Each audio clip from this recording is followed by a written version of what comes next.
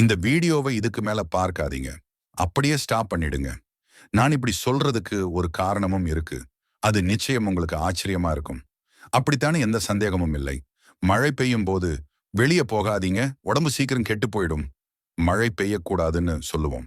ஏன்டா இப்படி சொல்றோம்னு கேட்டா, யாராவது சொன்னாதான் மழை வேகமாக வரும்னு. அது உங்களுக்கு தெரியுமா? ரொம்பவே ஆச்சரியமா நம்ம கிட்ட இருக்கும். அது உண்மையா பொய்யான்னு என்னால சொல்ல முடியல. ஆனா இதே டெக்னிக் நம்ம லைஃப்க்கு செட் ஆகும்னு சொன்னா உங்களால நம்ப முடியுதா? ரிவர்ஸ் சைக்காலஜி அப்படிங்கிற ஒரு சைக்காலஜி இருக்கு. நமக்கு என்ன விஷயம் வேணுமோ, எது தேவைப்படுதோ, அது நமக்கு வேண்டவே வேண்டாம், தேவையே இல்லைன்னு சொன்னா, அது மூலமா நம்ம அந்த குறிப்பிட்ட விஷயத்தை அடையறதுக்கு பேர் தான் ரிவர்ஸ் சைக்காலஜி. நமக்கு வேணும் அப்படிங்கிறத எதிர்மறையா சொன்னா, எதிர்மறையா நடந்துகிட்டா நமக்கு அந்த விஷயம் நிச்சயம் கிடைக்கும். யார் இதை பார்த்திருக்கீங்க? இப்படிலாம் சொன்னா நான் நம்புவேனா? அப்படின்னு நீங்க சொன்னீங்கன்னா, என்னால அதுக்கு ஒரு பிரசன்ட் எக்ஸாம்பிள் காட்ட முடியும். நான் வீடியோவோட ஸ்டார்ட்டிங்ல என்ன சொன்னேன்? இந்த வீடியோவை பார்க்காதீங்கன்னு சொன்னேன். ஆனாலும் நீங்க இந்த வீடியோவை தொடர்ந்து பார்த்துட்டு இருக்கீங்க இல்லையா? நீங்க இப்ப பண்றது தான் ரிவர்ஸ் சைக்காலஜிக்கான பெஸ்ட் எக்ஸாம்பிள். ரிவர்ஸ் சைக்காலஜி பத்தி இன்னும் தெளிவா இந்த வீடியோல பார்க்கலாம். அதுக்காக வீடியோவை முழுசா பாருங்க. சாரி. இந்த வீடியோவை முழுசா பார்க்காதீங்க.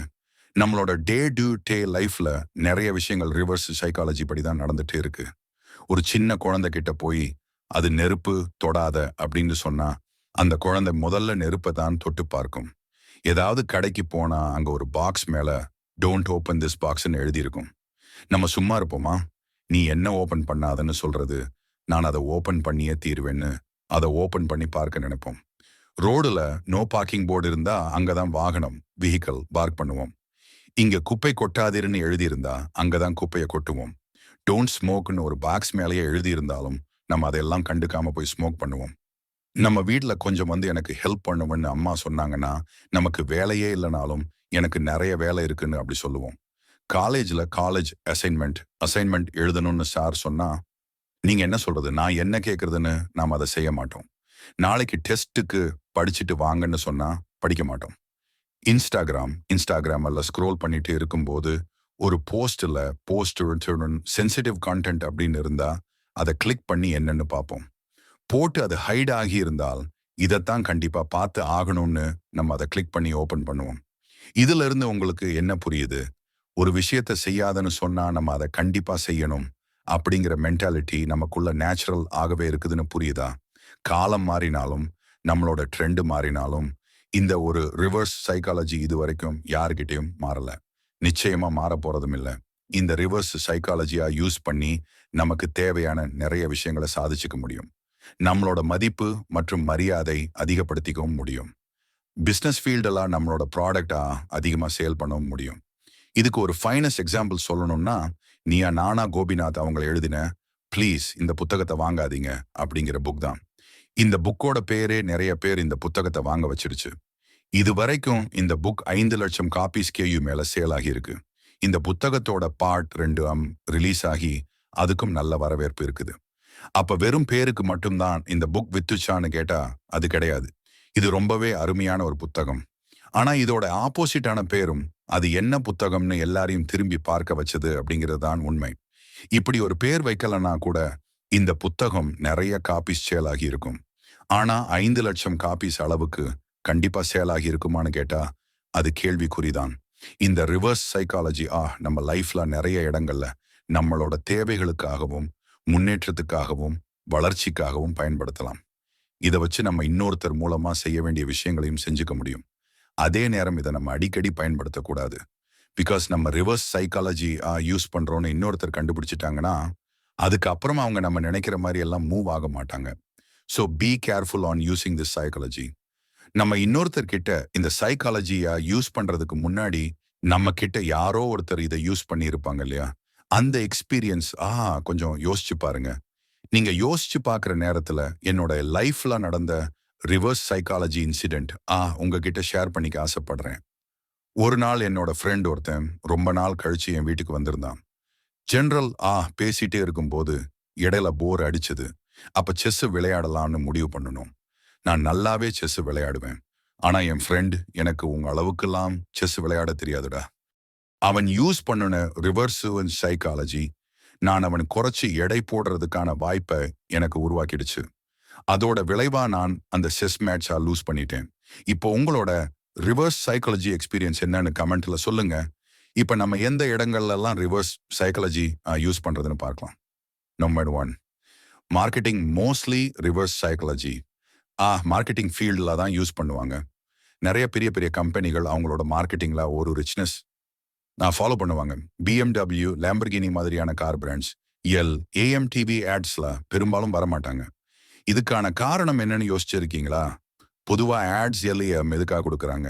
அவங்க கம்பெனியோட மார்க்கெட்டிங்காக தான். அப்படி ஆட்ஸ் பப்ளிஷ் பண்ணுனாதான் அவங்களோட ப்ராடக்ட்ஸ் நிறையவே சேல் ஆகும். அப்ப இந்த மாதிரி பெரிய கம்பெனிகள் ஆட்ஸி போடலைன்னா அவங்களுக்கு சேல்ஸ் ஆகாதுன்னு நம்ம நினைக்கலாம். ஆனா இதுக்கு பின்னாடி இருக்கிற மார்க்கெட்டிங் ட்ரிக் என்ன தெரியுமா? நாங்க ஆட்ஸே போட மாட்டோம். அந்த அளவுக்கு நாங்க பெரிய கம்பெனின்னு காமிச்சுக்கிறதுக்காக தான் அவங்க இதை செய்யறாங்க. ஒரு விஷயத்துல ரொம்ப ரிச்னஸ் இருக்குதுன்னு தெரிஞ்சா நம்ம அதுல பெரிய அளவுல அட்ராக்ட் ஆகும். அதனாலதான் ரிவர்ஸ் சைக்காலஜி யூஸ் பண்ணி மார்க்கெட்டிங்ல நம்மளை அட்ராக்ட் பண்றாங்க.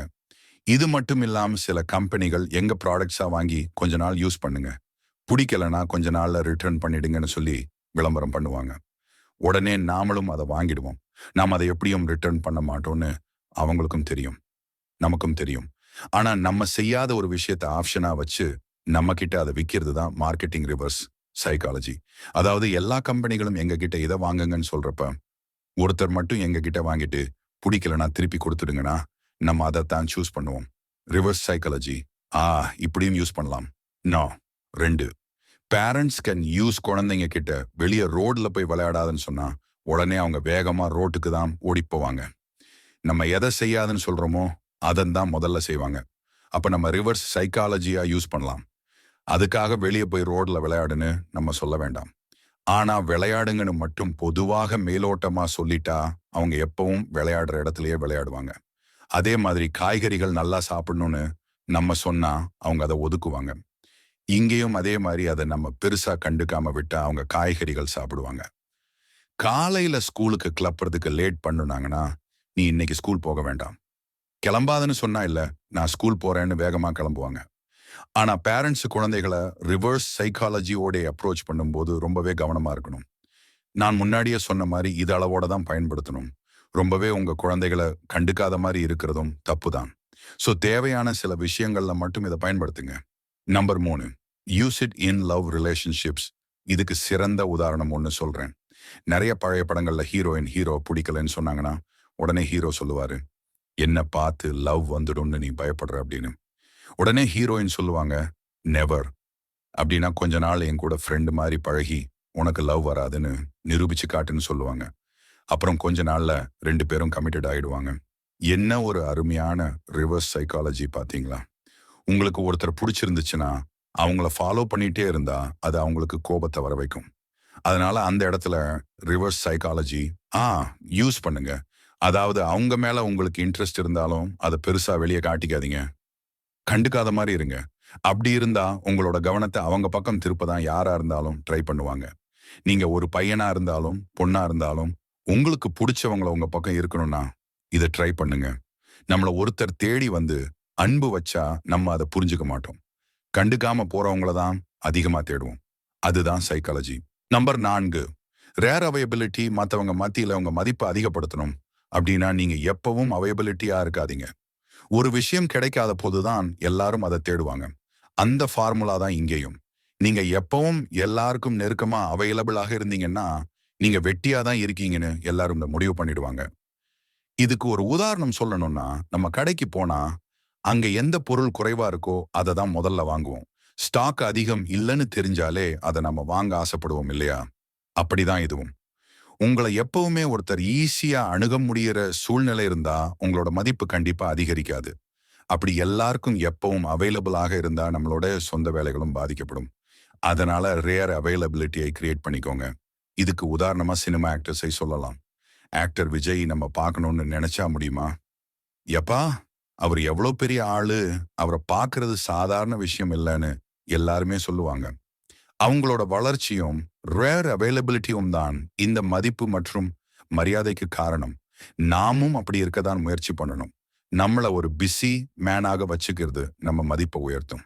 ஆனா அதுவும் ஒரு பேச்சுக்கு போலியான பிஸி மேனாக இல்லாம உண்மையா இருக்கணும். நம்பர் 5, சேலஞ்சிங் ரிவர்ஸ் சைக்காலஜி ஒரு இன்டைரக்டான ஃபோர்சிங் தான். இது மூலமா ஒரு விஷயத்த செய்ய இன்னொருத்தரை நம்ம தூண்டுறோம். இந்த விஷயத்த நீங்க சவால் விடுற மாதிரி சொன்னா, நீங்க நினைக்கிற வேலையை இன்னொருத்தர் கண்டிப்பா செய்ய வைக்க முடியும். உன்னால வாழ்க்கைய ஜெயிக்கவே முடியாது, உன்னோட லட்சியத்தை அடையவே முடியாதுன்னு யாராவது சவால் விட்டு நம்ம கிட்ட சொன்னா நமக்கு கோபம் வரும். அந்த கோபம் வெற்றிக்கான வெறியா மாறி, நம்ம வாழ்க்கைய அவங்க சொன்னத பொய்யாக்குறதுக்காக நம்ம ஜெயிச்சே ஆகணும்னு நினைப்போம். நம்ம ஈகோவ டஸ்ட் பண்ற மாரி யாராவது ஏதாவது சொன்னா, அத நம்மளால ஏத்துக்க முடியல. ஏன்னா நம்ம யாரையும் நம்பி வாழல, நம்மளால எல்லாம் முடியும்னு நினைக்கிறோம். அதனால தான் நம்மளால ஒரு விஷயம் முடியாதுன்னு யாராவது சொன்னா, உடனே அத செஞ்சு காட்டுறோம். இத நமக்கு ரொம்ப முக்கியமான நபர்கள் கிட்ட முக்கியமான நேரங்கள்ல பயன்படுத்தலாம். இதுக்கு ஒரு எக்ஸாம்பிள் சொல்லணும்னா, பிகில் படத்தோட கிளைமேக்ஸ்ல விஜய் பாண்டிய அம்மாவ பார்த்து, ஒரு கோல் கூட அடிக்க மாட்டேன்னு பயங்கரமா திட்டுவாரு. அதுக்கு அப்புறம் தான் அவங்க எல்லாருமே ஜெயிக்கணும்னு வெறியோட விளையாடுவாங்க.